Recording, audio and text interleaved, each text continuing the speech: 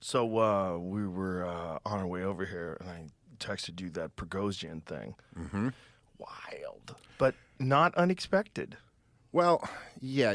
Is he definitely dead? I don't think it's definitely. I think this is what people are reporting. I mean, the plane just went down. I wouldn't say definitely yet, but I think a lot of us did expect after he kind of flirted with a mutiny against Vladimir Putin, and then they kind of came to an agreement, and he leaves. You're like, I don't think that guy has very long to live. Yeah. Vladimir Putin doesn't seem to me to be the type of guy you can try to overthrow and then go, my bad. I think we're cool. What do you think that was all about?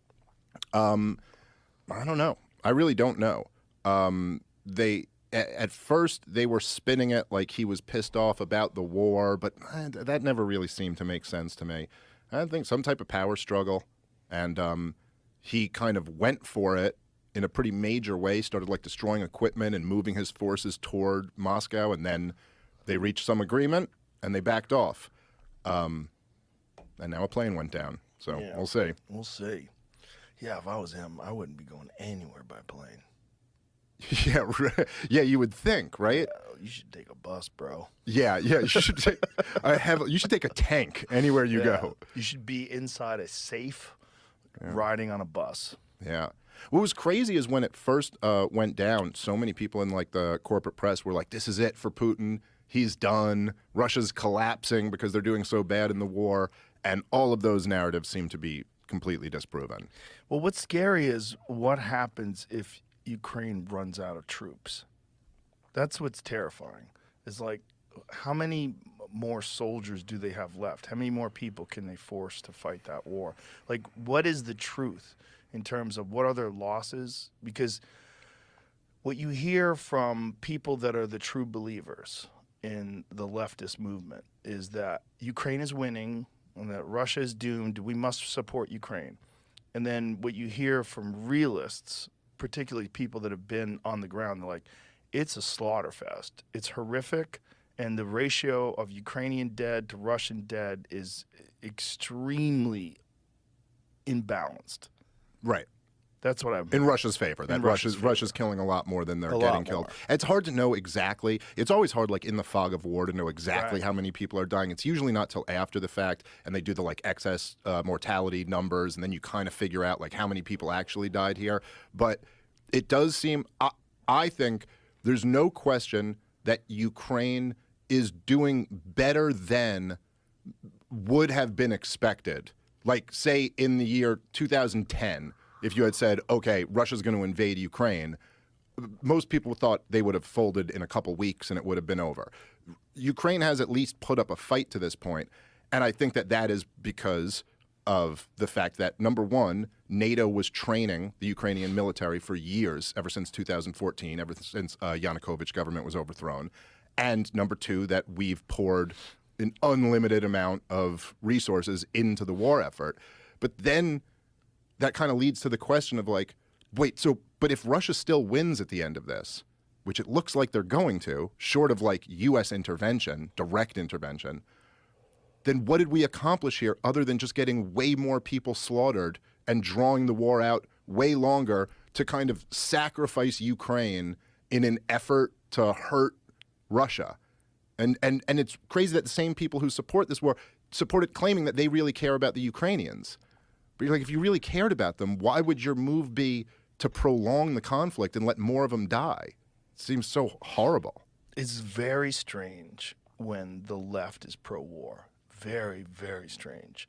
And it's almost like this this shifting of the poles that sort of seems to have happened politically, where it doesn't matter what the actual facts of what you're supporting are, as long as what you're supporting is endorsed by the ideology. Right. And that ideology is, this leftist ideology is that, you know, we have to have a Ukraine flag in your Twitter bio, you have to support you, and regardless of, and you're not even looking at the like objective data to try to figure out like what happened here. How did this get started? I've never heard anyone other than you and a few other people online even discuss the 2014 coup. Yeah. No, it's interesting because the narratives kind of change. And one of the things that's interesting about the Maidan Revolution is that, and like I've played the last couple times we've been here, we played clips of like what people were saying at the time. And at the time, there were several people who were basically admitting what's going on. And they're like, yeah, we're stealing Ukraine away from Russia. Ha, ha, ha. Gideon Rose laughing with Stephen Colbert. Right. There's Senator Chris Murphy. He was one of the guys who was very involved in it. And he went to Ukraine several times during when the revolution was first starting. And but he was kind of the young guy. Like it was him and John McCain and Victoria Nuland, and then Chris Murphy was kind of this younger senator. And he just said the quiet part out loud on a C-SPAN interview back then, where he goes, oh yeah, it was American policy that overthrew Yanukovych. That was our policy that led to him. Without us, he wouldn't have been overthrown. And so but now, it's like they would admit it then. But now when you talk about it, they're like, oh, no, that's not helpful to the narrative. So don't mention that we were involved in overthrowing a government that was more pro-Russian and putting in a government that was more pro-West, because that complicates this thing. It reminds me of like there were these pieces in the 90s where there was like mainstream media outlets covering the dynamic of Al-Qaeda and terrorism in the Middle East. And they would just like bluntly just say like, oh, they hate us because of our military presence in the Middle East. That's his grievance with us. Just like, that's the news. That's why bin Laden hates us. No one was going, they hate us because we're free, because that just hadn't been said yet, right. And that wasn't until after 9/11. But then after 9/11, it was they hate us for our freedom. And now if you were to make the point that they hate us for our foreign policy, it's like, well, where did you get that from? That's insane. It's like, but you all admitted that just only a few years ago. You were openly talking about it. And so it's kind of like that. That narrative doesn't help serve the war party. So now that has to be kind of like in the dustbin of history. That never happened. The conflict started in 2022 when Vladimir Putin invaded. He was totally unprovoked. There was no other reason. It's just that he's a madman. He's bad guy. We're good guy. That's the conflict. That's the tunnel vision you're always supposed to think of war through. And that's rarely, if ever, the case.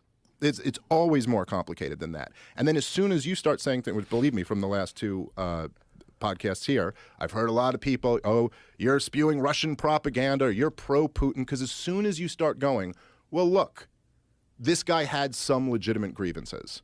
We did a lot to provoke him.